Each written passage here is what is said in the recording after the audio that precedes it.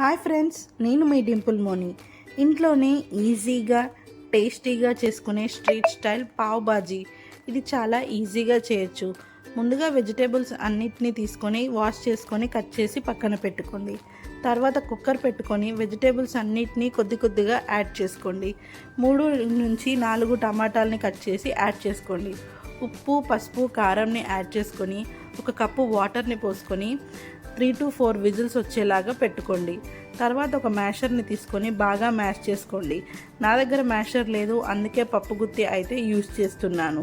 తర్వాత ఒక ప్యాన్ పెట్టుకొని కొద్దిగా ఆయిల్ వేసుకొని, కొద్దిగా బటర్ వేసుకొని, కొద్దిగా జీలకర్ర, ఆనియన్స్ వేసుకొని, ఆనియన్స్ వేగాక అల్లం ఎల్లిగడ్డ పేస్ట్ వేసుకొని, ఉప్పు, పసుపు, కారం వేసుకొని పావ్ బాజీ మసాలాని కూడా వేసుకోండి.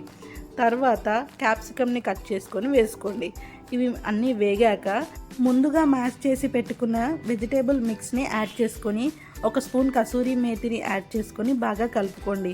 కొద్దిగా కొత్తిమీర వేసుకొని 1 కప్పు వాటర్ పోసుకొని 10 నుంచి 15 నిమిషాలు ఉడకనివ్వండి.